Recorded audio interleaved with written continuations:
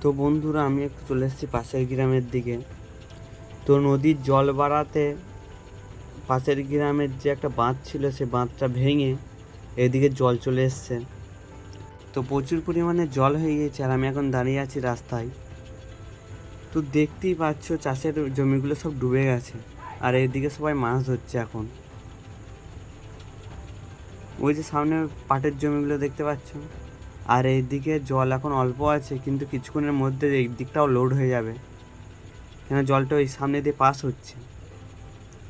আর একটু সাইড পান চলে আসলাম এই দিকটা দেখার জন্য। তো সামনে একটা রাস্তা আছে, সেই রাস্তাটাও ডুবে গেছে। কিছুদিন আগে চাষের জন্য জলই পাওয়া যাচ্ছিল না, এখন এত জল হয়ে গেছে, ফসলগুলো সব জলের তলায়।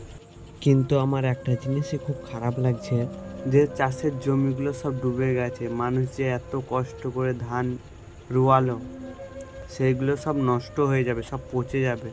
এই যে পাটগুলো আছে, সে পাটগুলোও পচে যাবে। এই সামনের গ্রামটার নাম হচ্ছে সোনাকুড়ি। ওই সোনাকুড়ির বাঁধ থেকে কিন্তু জলটা আসছে। আর আমি যে রাস্তা দাঁড়িয়ে আছি, এই রাস্তাটা রাতের মধ্যে কিন্তু আমার যত সম্ভব ডুবে যেতে পারে।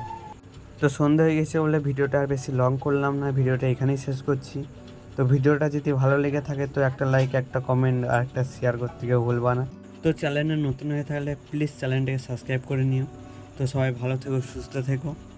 পরবর্তী ভিডিওতে আবার দেখা হচ্ছে।